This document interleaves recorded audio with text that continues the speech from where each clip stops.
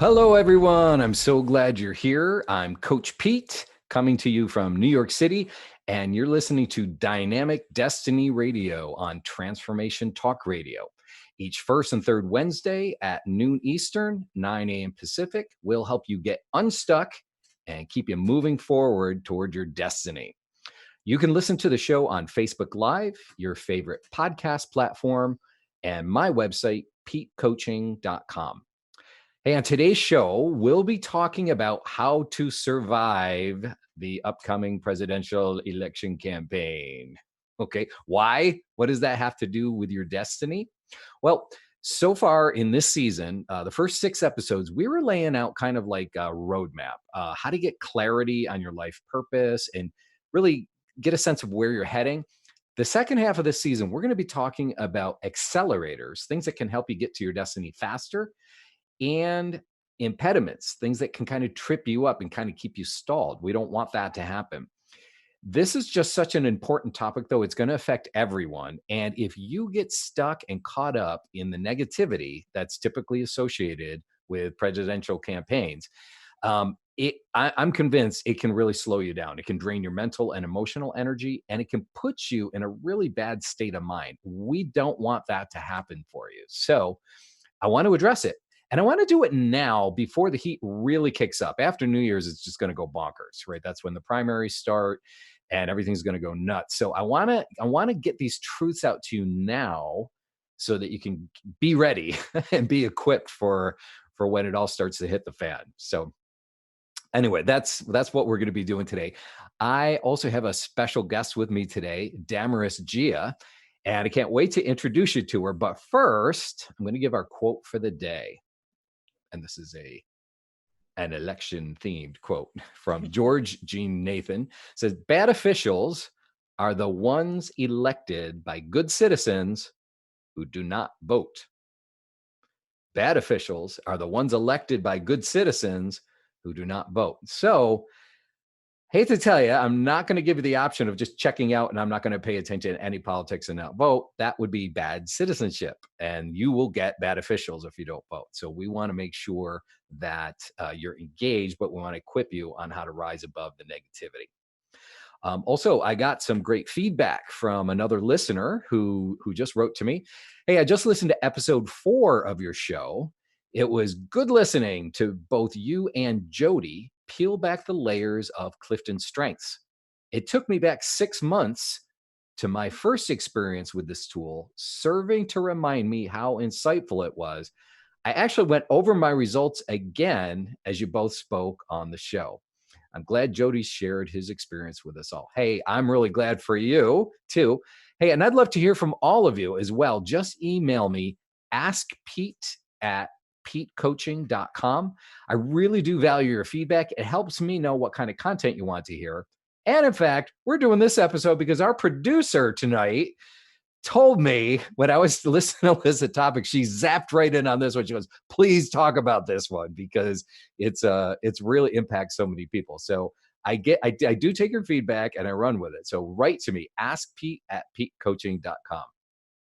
Okay, so I told you I have this great guest on, and I want to introduce my guest. I specifically, when I was putting this episode together, I've got things I want to say. By the way, disclaimer: I'm going to try to keep this politically neutral, but just in case I lean to one side, I got someone intentionally who is not of the same political persuasion. I wanted someone actually from a different race, different gender, different generation, and different political persuasion as I am. And when I was thinking about that, I thought of Damaris Giha. How did we meet? Well, Damaris and I attended the same church in Manhattan called Liberty Church, and it's a great church. I first met her probably, I think, over 2 years ago, and she came to my community group. Community groups are smaller groups that meet in people's homes where we build authentic relationships and really grow together, and it's a place where we can be honest and like the cool thing is God shows up, and it's pretty awesome. And she was in my group, and she just right away just started standing out. And I saw her as having leadership potential, also just a huge heart, a sincere love for God. But I also saw that she's discerning and smart. I like that. Thank you. And I get drawn to that. She currently works at an advertising agency in New York City, and she's a singer-songwriter, also working on releasing her own music. So join me in welcoming Damaris Giha. Yay. Woo! Damaris, tell us a little bit more about you, your background, where you come from. Yeah, well, first of all, I'm really happy to be with everyone who's listening. I come from a small suburban town about an hour north of New York City, and was first born in Queens and then raised mostly in this small town north of Westchester. And yeah, grew up there, had a happy little childhood, went to school in the city and have been in and around the city for the last 9 or so years, and am working on releasing my music, which I've been working hard on for a lot of the last 10 years. So that's what I'm super excited about right now. Cool. How would you describe your music style? R&B soul. So if you're into Ooh. that, you should follow me on Instagram, but that's a shameless plug. We can talk about Oh, no. I mean, come on. We want to support you. So that's awesome. Damaris, before the show, you and I were talking a little bit about backgrounds and how many things go into shaping someone's views, their political views, the experiences they go through, their socioeconomic backgrounds, and the way they're treated about different things. Can you tell us a little bit more about your life? I think you have a really fascinating family background. Can you fill us in a little bit there? Yeah, so I was born the child of two immigrants. So my mom is from Guatemala and she came over when she was 3. My dad is from Haiti and he came over when he was 5. So they were both super young and essentially grew up here in America. And that's, I think, it's interesting because they are shaped as much by growing up here as they are by their parents not growing up here. So I think for them, they probably lived in this weird tension of like having their world here, but also their parents like having a worldview not from here. So yeah, so because they grew up here, I mean, I always felt like it's weird because I am the child of immigrants, but I also don't necessarily feel like I'm the child of immigrants because they Sure, are they did the hard work, adjusting, and that yeah, second generation really has to do a lot of the bridging work, right? They have yeah, to relate to their parents and assimilate fully into the new culture, and they're the ones who really feel the stress the most. yes. Yeah, okay. Same And with they my dad, by straddled the it. way. Yeah. My grandparents came from Italy, through Ellis Island, and he settled in the Bronx. And so my dad was in that second generation. I'm third generation, so it was a lot easier for me. Yeah, I think and if they ever had difficulty adjusting, I mean, they never really talk about it. They seem to have handled it really well. But I grew up just in like understanding that my parents grew up within the American culture. Um, and so I had that in my background.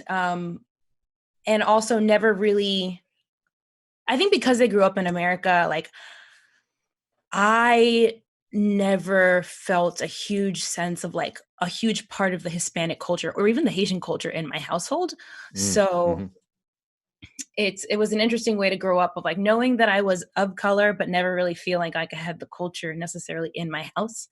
And I also grew up in a white town, a largely white town, very Italian town.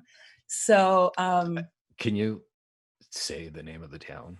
oh yeah, it's Mayopac. Mayopac. I'm All being very right. elusive. Yeah, um, okay. Mayopac. So it was a very Italian town. So I think there was just a lot of, I didn't acknowledge it at the time, but I'm sure there was a lot of like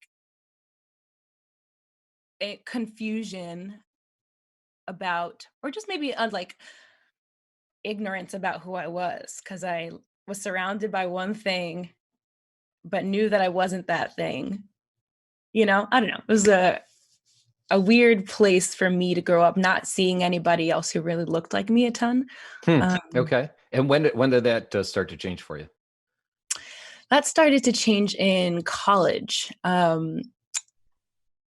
when I started hanging out around other Black people, and started to understand, well, started to just feel like, oh, this makes sense. I felt, to use the word you used before, like an affinity with these people. And it just kind of made sense when I was around them. Things started to make sense in a way that they hadn't always made sense. And I guess my sense of the world felt more understood. I felt more understood. And I say that, I guess, to bring it back to your original question. My journey of identity has changed my politics, I guess, and like my understanding of things. Because where I used to firmly identify as like a woman, like that was the one thing that I kind of voted with. Now, as I've become more solidified in my identity as a person of color and as a Black woman, in a weird way, like my Blackness has become the thing that I vote with more than my womanness. And along with like my faith, I would say my faith and my identity as a Black person are the two things that inform my voting. But that wasn't necessarily the case always. And so I think it's interesting how as my identity evolves, like so do my politics. Yeah, sure. Your views. Yeah, absolutely. Hey, I love having guests on the show. And then one of the things I like to hear your story and then point out things that I hear being significant. And the first thing is no two people are exactly the same. And these things are complex. Right. And so you just mentioned three major factors that shape your views: your gender, your racial background, actually four, kind of being from an immigrant situation, and your faith. Okay. All those things go into it, and you're going to have, and you're still evolving. Okay. Yeah. And I've got a lot of factors too. I mean, a big one that we were talking about before the show is I'm a dad, and I provided and had to raise kids, and that changes so much. In fact, it's the number one indicator of someone shifting toward conservative views is having kids. It's so fascinating. Yeah, it's true. It's borne out in studies. So, but there's always things that go into me. But each of us, we're unique, right? And so the reason I bring that up is what we're going to hear in this next in the next segment coming up soon, because we're going to go to break soon, is the campaign strategists want to cookie cutter you. They want to chop you and stick you into buckets and tell you this is what you should think and this is who you should vote for, which happens to be my candidate that I'm working for, and why you should. And they're going to do test marketing and focus groups to find out, and then they're going to chew it all up, polish the messaging, put it in the right kind of context, give the right person given the commercial, and feed it at you to manipulate you. And it's we're going to talk about that when we come back from the break. We're really going to mess with your head. We are. We're that's my favorite thing to do. Deconstruct how to deconstruct propaganda. So if you've ever felt like you're being manipulated by a political campaign, when we come back from the break, we're going to dissect exactly how they do it. And the reason why is we want you to be equipped so you can see through all that. So don't go away. We'll be right back.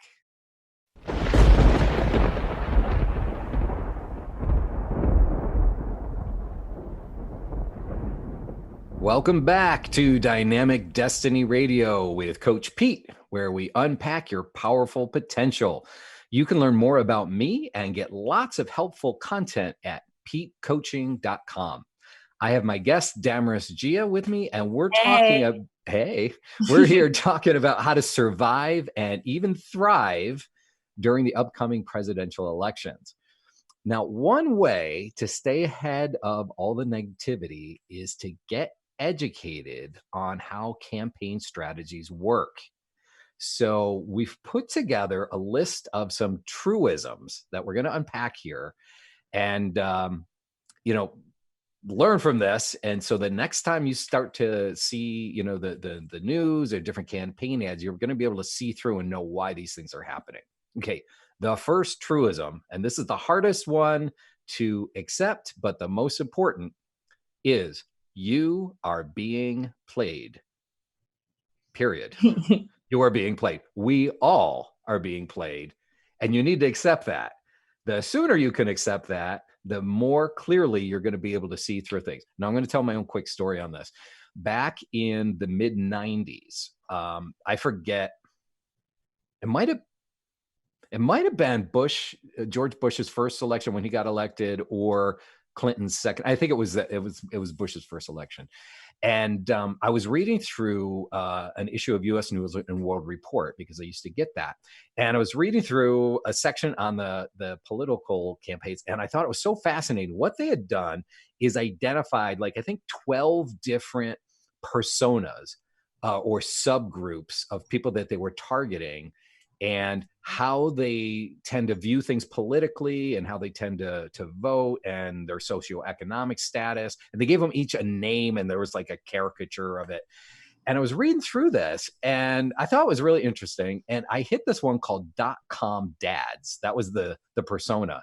And I was like, well, that sounds like me, because I was working at a .com company and I was a dad. I had a kid in elementary school and one in junior high. And I'm starting to read through this profile.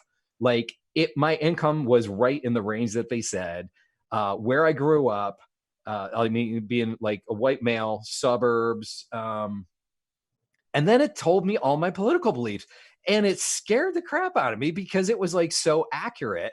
That's crazy. And it was. And the reason it was scary is because here I was thinking that I was this independent thinker, and that, I've considered everything, and I came to this conclusion because it's the best decision, or it's the right view to have. And it was this chilling experience where I was like, I'm a puppet. I believe what I believe because they've told me to believe this.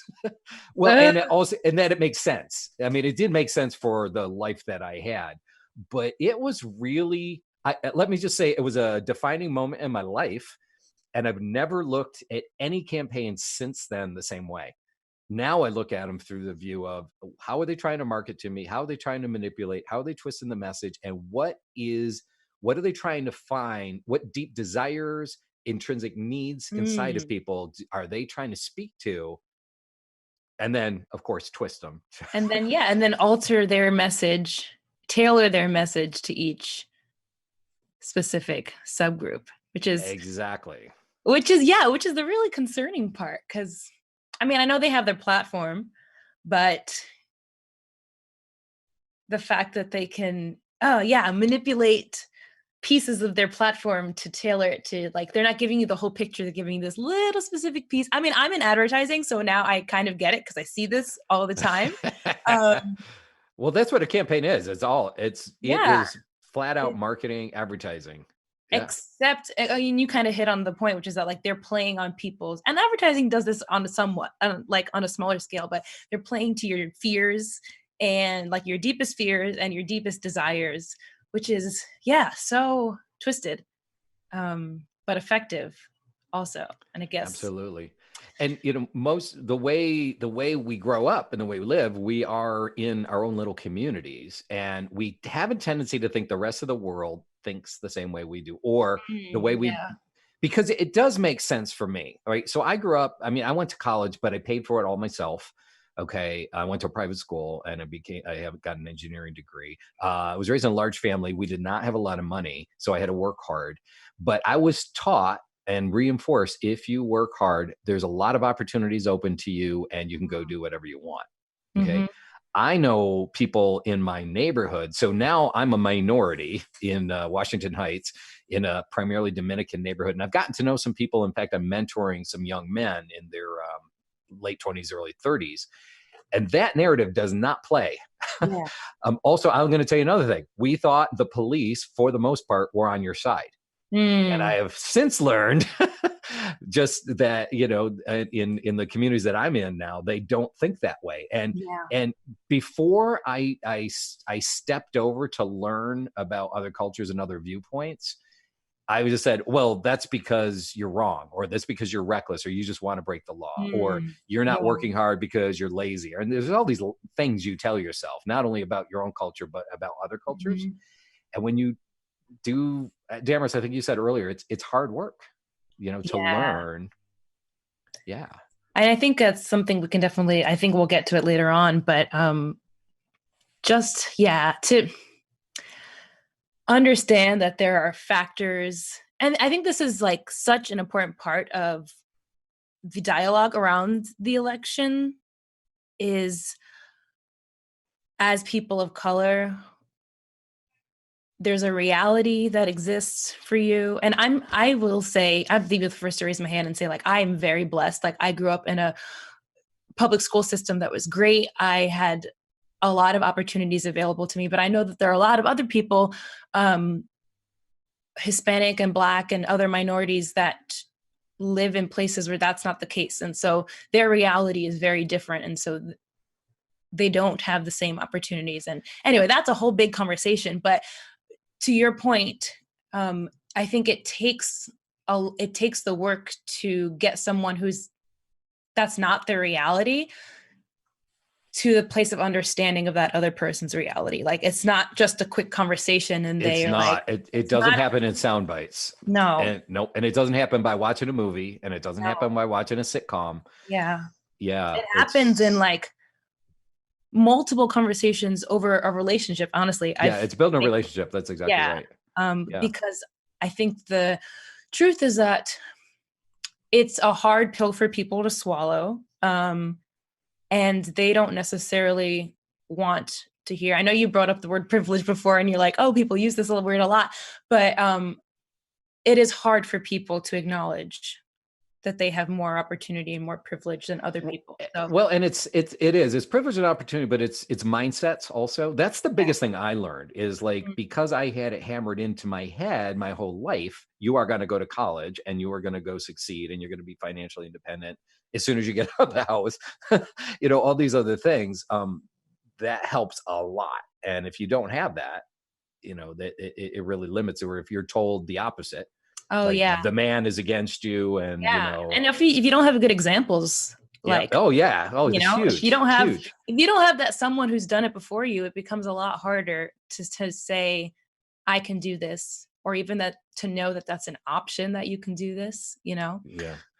We have totally gotten off track of what I want to do on this, but this is important stuff. I mean, because really the bottom line on this is, hey, understand, like, I think to everyone, you have a certain viewpoint. It's valid and it's worked for you, but it's not everyone else's viewpoint. And if you can just learn to listen and, build those relationships and find out why people think the way they do, instead of just judging them or instead of just dissing it, or thinking that why they think the way they do. You're jumping ahead. I think we should talk about that point. Okay, here we go. Ready? Wait, I do want to say about the whole being played thing that I think a lot of my generation understands they're being played, but they don't quite know how. So this is good in the ways that I think that's good. Talk about. Yeah, I think there's a general kind of sense that like we are powerless, or like something's afoot. It's like a general sense. Like, there's something's not right. Okay, so let's keep showing them how. And I'm going to try to speed this up a little bit. Okay, so ready for this? Campaigners know that very few people are going to change their mind and vote for a different party, except for someone we call a true independent. Okay, instead, their strategy is like, it's expensive. It's very, very difficult. These people, everybody's entrenched, right? Instead, what they will do is they will attack their opponent's reputation to discourage that opponent's support base from going out to vote for them. Their goal is to keep you away from the polls. Okay, so if I can heap on all this form of like voter suppression, which is crazy. You nailed it. That's exactly right. You see why I wanted Damaris on my show? Do you see it? I love it.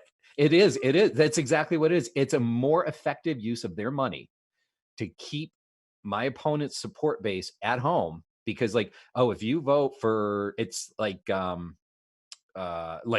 shaming, right? So, oh, if you vote for Trump, that means you're a white nationalist. Like, no, Mhm. I'm nowhere close to that, and I don't.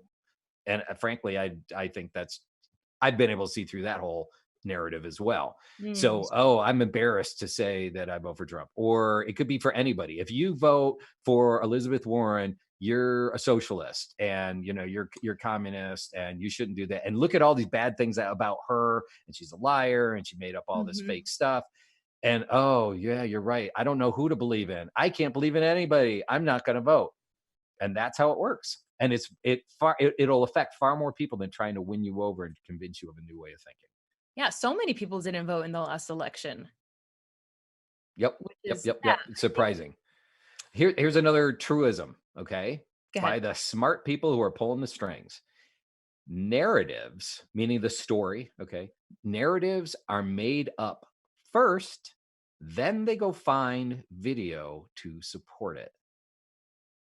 Okay, you need to know this. All right, the media and the left, most media outlets on the have a very clear narrative of who Donald Trump is. Okay, it doesn't always line up with his background and his experience, but it's the truth. Okay, he's racist. He's a even say he's a white nationalist and all these other things. If there's evidence to support that, it's going to get totally highlighted. If it's evidence that counters that, you won't even see it. Okay, and it's not just Trump. It works on both sides. Okay, Ocasio-Cortez, right? So she's radical, she's leftist, she's communist. She wants to tear down capitalism and everything that's good about America. And when she says things that, let's face it, Trump says enough. I mean, he's his own worst enemy, right? He says enough things to Yeah. support these terrible narratives. Okay, so like, I'm not trying to defend that. But she does the same thing. I mean, she really flies off the handle too and says crazy things. Mhm. Well, if somebody's trying to diss her, that's all they'll do. They'll take video clips. Hey, she said this. Oh, if it was preceded by something, let's chop that part off. Okay, and Yeah. only give you the sound clip. It happens all the time. I saw it happen with Obama. In the previous election cycle, there was this phrase, "You didn't build it." Okay, now there was this whole, and what he was saying was to small businesses, or business owners, you didn't build your business. And that's all that hit the counter media All they caught, captured. and Oh, they blasted man. it. And I saw it right when it was happening. And I mean, I wasn't a huge Obama fan, but I was like, you're totally manipulating this. This is a lie, because I know he didn't say it that way. Because what he was trying to say is, you didn't build the infrastructure in the culture that helps you flourish in your business. That was his full Mm. quote. Okay. Same Mm. thing happened to Trump though at Charlottesville, and this was egregious also.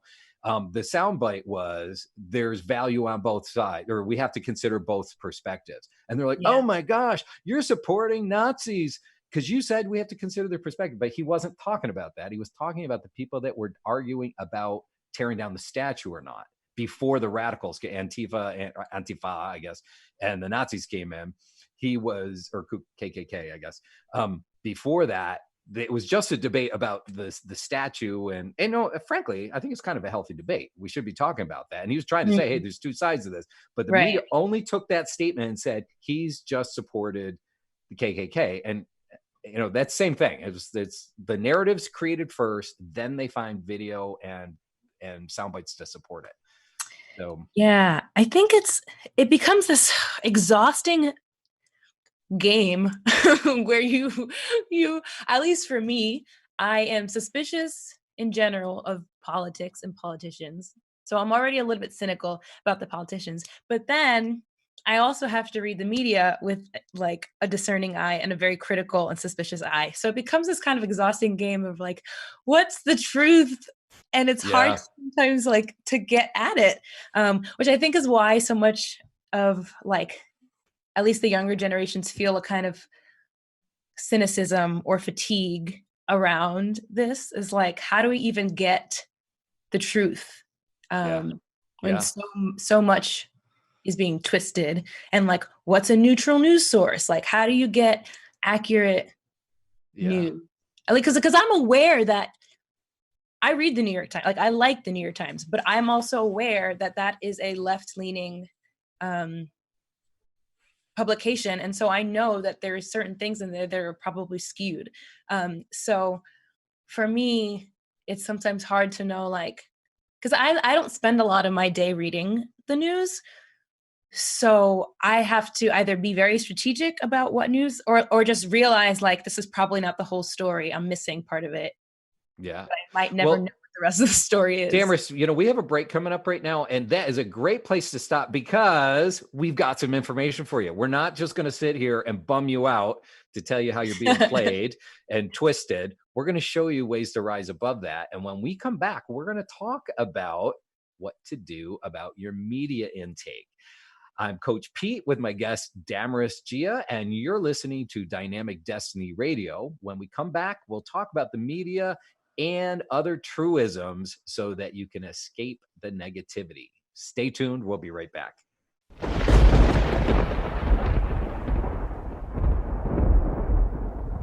Hey, we're back on Dynamic Destiny Radio with Coach Pete, where we unpack your powerful potential. A reminder, you can catch the archived episodes and get lots of helpful content and resources at petecoaching.com. I'm here with Damaris Giha, and we're talking about ways that political campaigns can manipulate you and what you can do to escape the negativity.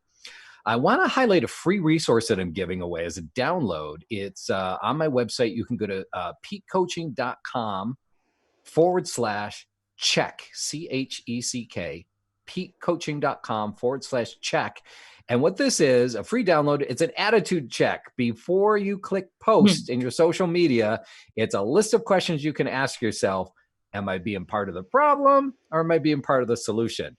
And I tell you, we can get caught up, your emotions get going. How many times have you clicked post and you're like, oh, shoot, I shouldn't have said that. And then you delete it. Times, yes. Yeah. So this makes it a little easier. So again, petecoaching.com/check. It's free. I do want to tell you, I made this available, and I had a teacher write to me, a high school teacher, say she read it to all her classes the next day when she got it, because she thought it was that helpful, that powerful, and a real good thing for an attitude check. It's about being civil, and it's about rising above and being the better person for it all. So great handy tool. It's good. So you should America needs this. Yes.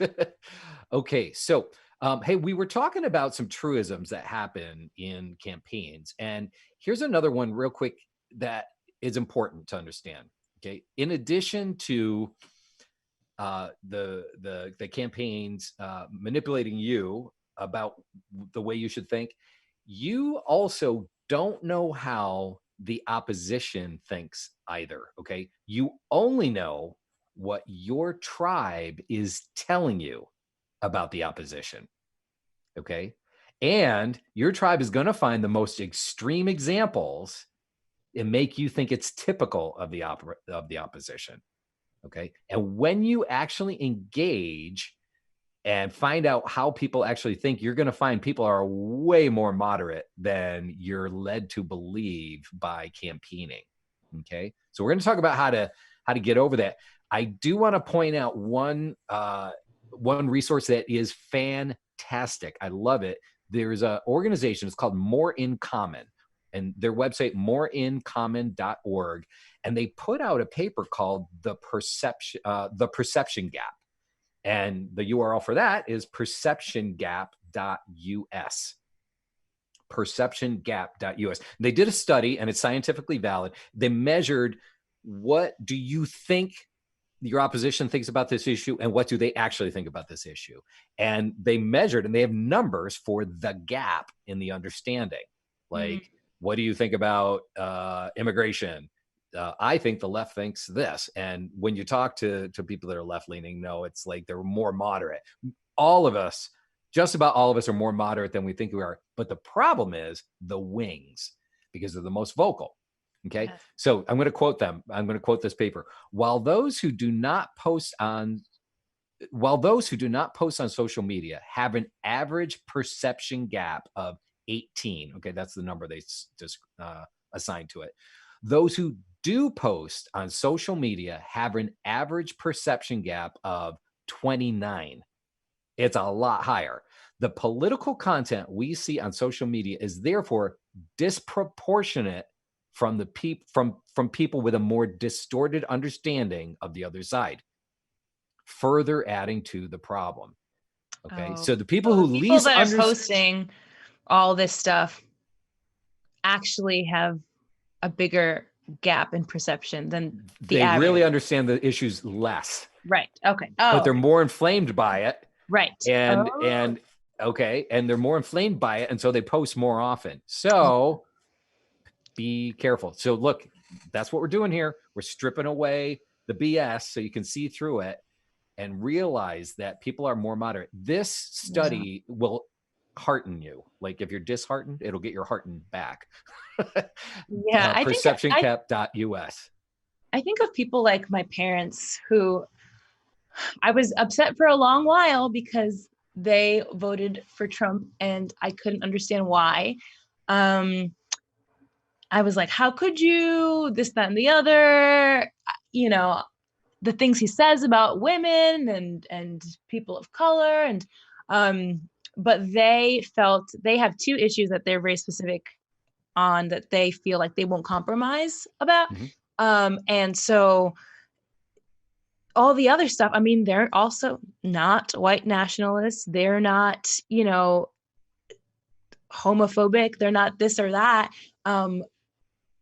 So yeah, I can't assign all of those values to them, these people that I know and love. Like I know that they're not bad That's right. people, But you know? you have that because you have relational experience with them. Yes. But if you're living in the echo chamber Yes. and you're not connected with people like that, It's the easy the to far think. left tribe is telling you don't listen to anybody who's not far left or left because they all think this way. It's so Yeah. not true. I know. Okay, that leads me into the next truism. Very few things are as black and white as they appear. Very few things. Be suspicious of any voice that's telling you it's that simple. Frankly, it's immature, Mm. but these are complex issues and they have a lot of nuances around them. Okay. Mhm. So, but what the media and the campaigners want to do is like, no, you either want immigration, open borders, and have everybody come in, or you hate immigrants. Mhm. And sorry, no, not true. There's a lot more nuance. I want more immigration. I love immigrants, and I think it really help the country a lot. And we're a nation of immigrants. But I want legal immigration. I Yeah. want it to be orderly, and I don't want, it is a national security issue. And if you only fight for one side or the other, it's like ridiculous. Yes. It's very, very complex. If it wasn't complex, it'd be solved by now. Okay. Right. I So mean, I think with all these issues, it's never, none of them are black and white. None of them are right or wrong. And I think, especially as a person of faith, it is sometimes hard, like when it comes to issues of abortion, for me to say, like, this is wrong or this is right. Because I love women and I love women to feel empowered and I love women to feel like they have a say over what happens in their lives and their bodies. But I also don't know that I have the right to tell someone else to do something with their body. And I don't know. These it's are complex. complex. It's complex. And anybody that says, yeah, Yeah. you either believe 100% the way I do, or you're deceived, or you're a murderer, right? Yeah. Or you're Hitler or whatever, you throw Right. throw the extreme in there. These are nuanced, complex issues. So, And that's um, okay. yeah. So, here's a quickie way to deal with that is stop thinking either or and start thinking both and. Mm. Okay. Like I just gave a presentation to on that issue on abortion, and um, women are feeling like very disempowered, like by both the dad and their families. Mm. And there is so much in fear that they're not really making decisions anymore. They're just trying to appease the pressure Mm. that they feel on them. It's complex, but we Yeah. can strip it all away and say, hey, we care about you. We love you. What do Yeah. you really, really, really want to do? And what do you need? Like, yeah, exactly. What do you want, but also what do you need? Yeah, yeah. So anyway, it's not either or, think both and. Okay, we're going to move on because I said we were going to get into some solution stuff. All right. Okay. So here we go. So solution number one, what can you do? As we started touching on this before, determine to be a bridge builder. Okay. Oh, by the way, remember that perception gap thing? Like the country, we're more divided than ever, and there's no turning back. And I hate when people say we're on the verge of civil war. I hate that. It's super, super disempowering. It's negative, and it makes people believe, yeah, I guess we are. Did you know only 30% of people believe that, like, we're so divided we can't find common solutions? 70% of people think we are united by our American values and we can find mutual solutions. Yeah, I mean, we have over our whole history, like finding we can do this, and we also like have had more other periods in our history where we've been truly divided. Like, that's right, absolutely. So you got it, Scissor, right there. So yeah, so be on that side. I want to be a bridge builder. How can you be a bridge builder? Well, find points of commonality and seek understanding. I'll give you a little logic here. Political views are formed by deeper held beliefs. Those beliefs are shaped by life experiences. And if somebody's really, really passionate about something, take some time and ask if there was a defining experience that led them to those views. Okay. And if you didn't do that, then you're really connecting at a human level. So Damaris, each episode, I have a make it real challenge. And so I need a drum roll. Okay, right now? Okay, yes. Here comes the make it real challenge for this episode. Ready? Find someone who has a different perspective than you and go find out why they believe that way. Okay? Woo! All right. No, a couple little caveats. You can only ask them and listen.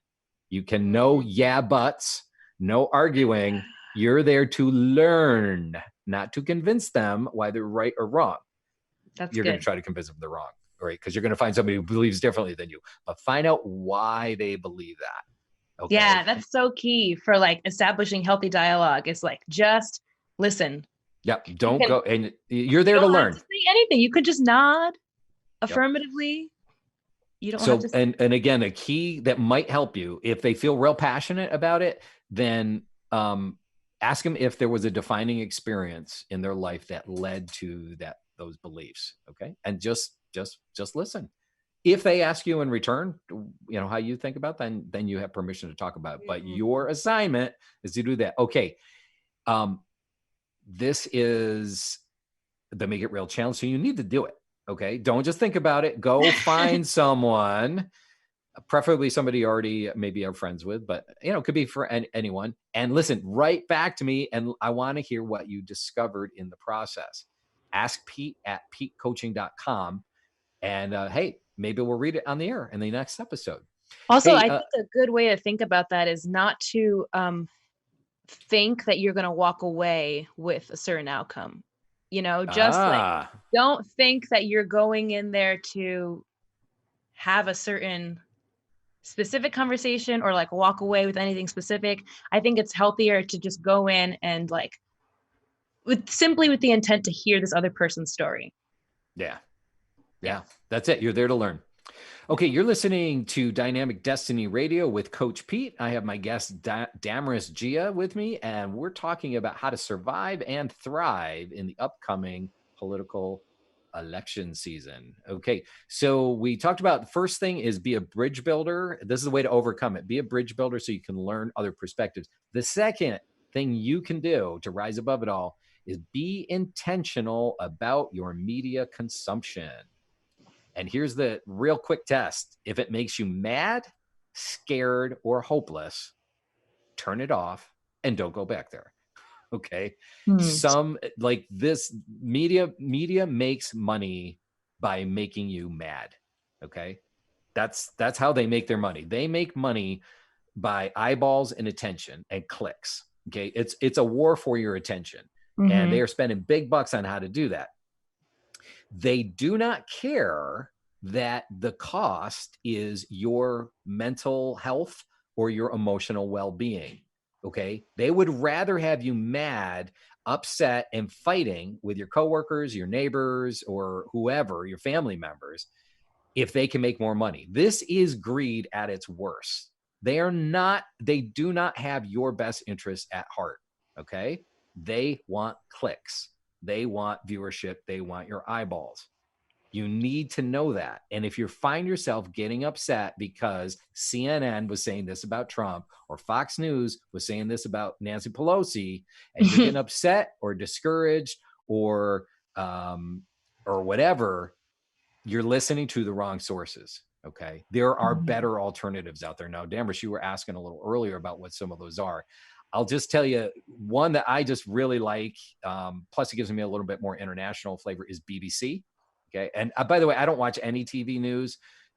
Sometimes my wife's a New York City tour guide. So she watches the local New York news because she wants to stay in touch of what's happening in New York.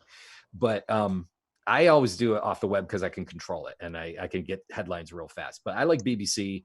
I like the Wall Street Journal. I do lean more conservative, but I'm not dying the hard like the entire Republican platform. But this is the way I lean. I have a really cool source that I found. I really like it. It's this, I get it as a daily email. It's called New Paper, not newspaper. Take out the S, New Paper. And I love it because it's just like the facts. There's no opinions. There's no commentary on it. It's like, like Trump went to Afghanistan. He tried to meet with the Taliban because he's trying to reestablish negotiations. That's it. That's the only thing it says. So there's not a lot of narrative and opinions on it. So anyway, I like that. That's another way you can stay in touch. I mentioned before moreincommon.org. You can go to that. That's not really a newsfeed, but it'll help you understand the way things go. Hey, Damaris, we don't have a whole lot of time left. You had some ideas as well about how people can, practice good mental, emotional health when all this negativity is crashing. What are some of your ideas that way? Yeah. So one of them is kind of going off of what you said is to just vary your media and the sources that you're getting your media from. So if you like me, don't be like me and just read the New York Times. But like vary the places you're getting from. Maybe it's like some lean conservative, some lean more left. And on that, I think what's really important for your mental health, if you find yourself just being super dejected or disillusioned by everything you're reading, maybe take a media break every like 3 or 4 days. So you spend 3 days consuming news, and then that 4th day you decide you're not going to look at any news. Just to does that include social media? Because news gets into that. That's probably a personal preference, but I would say if you're going to do it, probably no, because that can be super. Yeah, we're entering a season where everyone's going to have opinions and everyone's going to be posting about stuff. So can I interrupt you real quick? So I'm an old fogey, and I actually still am on Facebook. Like your generation probably ditched it, but my generation's all over it. If you're still on Facebook, there is a free plugin that goes on your browser off your computer. I love it. It's called Social Fixer, and you can install that and you can click no politics, and it takes anything that's got a political reference and it hides it. So you can still stay on social media and you can get away from the crazies who are saying wacko stuff. Okay. Cool. What else? What else can you do?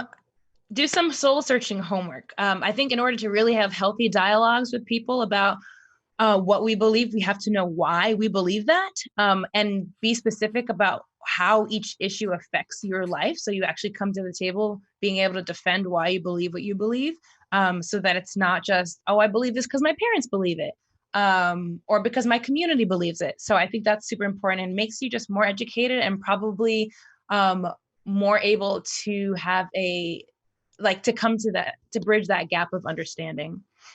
Yeah. Like a lot of things people say they believe, really, they think it. They don't believe it. They think it. And if that gets challenged, maybe through some life circumstances, it can really change the way you believe, because you don't really believe it. You think it, and talking to other people too.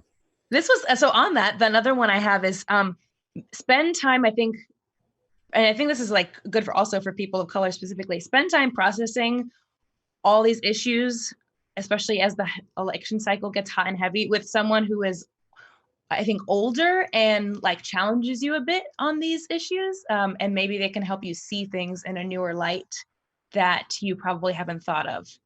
Well, and I'd say to older people, talk to young people, because Yes. and Damaris, we're gonna wrap it up here. But I gotta say, I loved having you as a guest, Thank you. It's been and great. so we had like a little pre-show segment where Damaris and I were getting our notes together, and I gotta say, I learned a lot just by hearing your background, your story, your views, what led you to believe some of the ways you do, and I love that for it. And hey, everybody, guess what? I'm old white guy, leans conservative. She's young, of color, leans, and we got along. In fact, it's possible. you could do it. You could do it too, and we did. I mean, more than get along. I enjoy her. I really love her as a person Oh, I and love you too. respect her. Yeah, yeah. So this is awesome. Hey, want to wrap up with a quote for the day again? Bad officials are the ones who get elected by good citizens who do not vote. Oh, that's like So some we don't, Orwellian stuff right yeah, there. yeah, yeah. So we don't, that was George Jean Nathan. Hey, we don't want you to tune out for the election, but Yeah. we want to equip you to rise above the negativity, go in, seeing what's happening, and practice, some of the exercises we have here. I want to thank you all for tuning in to Dynamic Destiny Radio and my awesome guest, Damaris Gia. I had a wonderful time. I hope you did too. I Please did. join me every Wednesday at noon Eastern, 11 a.m. Central, and 9 a.m. Pacific time. Have a great week, and I'll see you back here next time. Bye, Bye-bye. everyone.